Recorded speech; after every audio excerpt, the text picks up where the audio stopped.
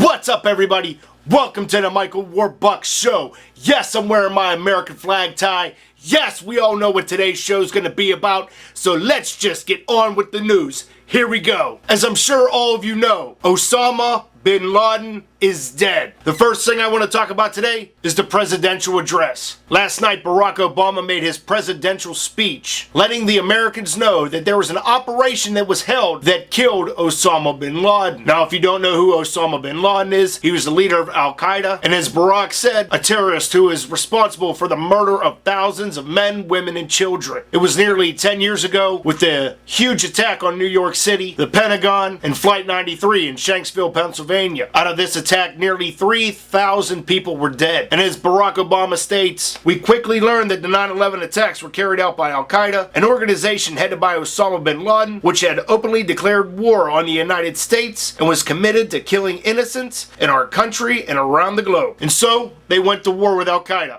to help protect these people and our shores. He also stated, yet Osama Bin Laden avoided capture and escaped across the Afghan border into Pakistan. Then he ordered Leon Panetta, the director of the CIA, to make this one of his #1 priorities to find Osama Bin Laden. Then in August, Barack was briefed on some intelligence of where Osama may be. He was briefed that Osama was hidden in a compound deep inside Pakistan, and then determined that last week there was enough intelligence to take him out. So the United States launched their attack on Abbottabad, Pakistan. I'm probably going to be saying Pakistan 100 different ways. It was a small team of Americans that did it. No Americans were harmed. There was the firefight. Osama was killed, and then they took custody of his body. Barack goes on to state that there is no doubt that Al-Qaeda will probably still try to attack the United States and try to avenge Osama's death. But he insisted that we will remain vigilant and be ready for these attacks. Barack also stated that we will never be at war against Islam.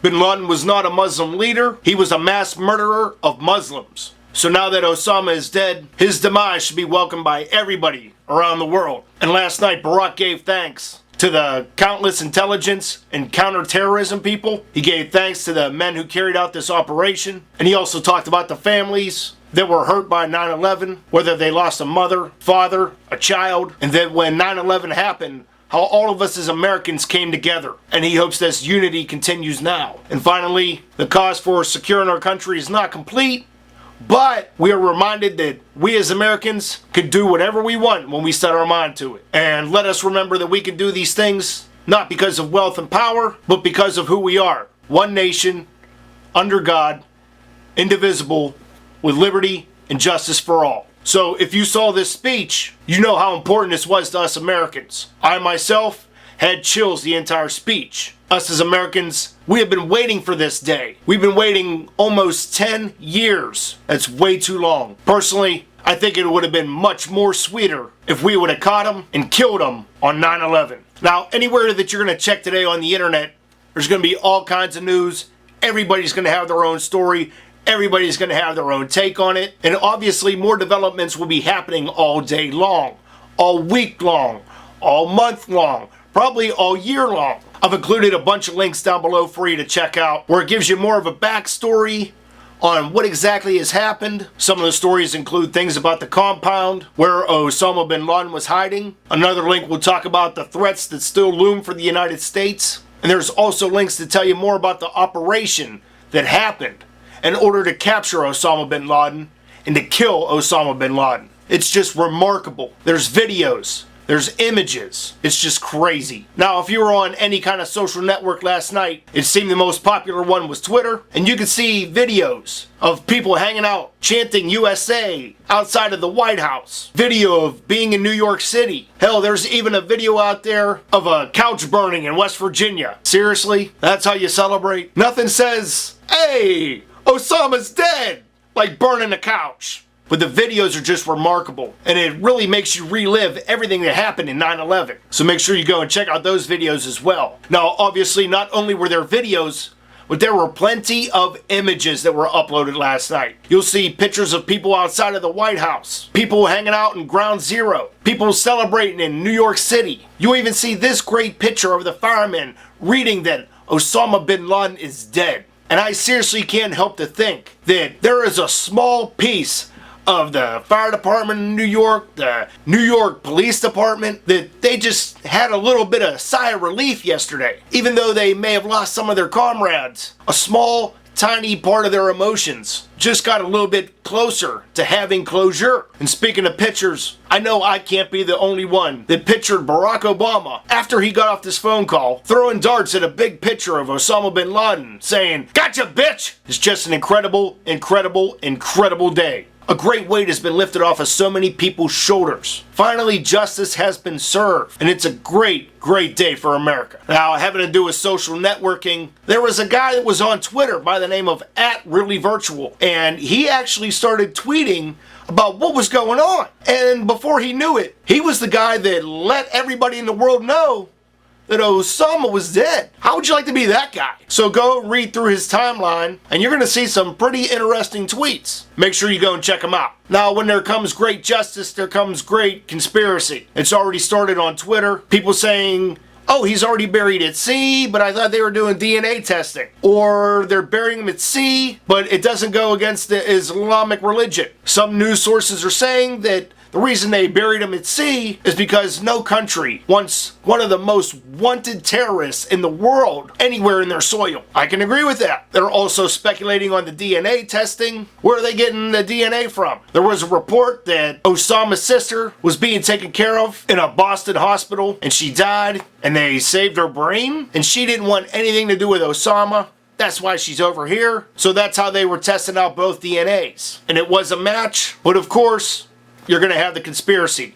It's like Biggie and Tupac. But what do you guys think? Do you feel that Osama is still alive? This is just another great hoax. And by the way, the picture you see of Osama Bin Laden with his face, pretty much half blown off is fake. I provide a link below to the Photoshop picture and the picture that compares to it. Now, I've posted up some people that have sent me links of their response to this. It's a couple people from here on YouTube that have put up their feelings about this whole Osama Bin Laden is dead issue. If you've created one, please leave a video response to this video. I want to see what all you guys think. I want to know how you guys are feeling. Were you staying up all night watching the news? Were you crying with joy? I don't care if you're even from the United States, if you're from outside the United States. What are your thoughts? Please leave your video response. Now, to finish out today's video, with me being all patriotic and shit today, I can't help to say a few words. With being an American, knowing the wonderful freedoms that we have, knowing what a great nation that we have, and knowing that somebody attacked our nation, that's a serious blow to the face for a lot of us. Over 3,000 people that have died, that's 3,000 heroes to us. The fire department, the police department, the EMTs, everybody that was involved. You guys are heroes.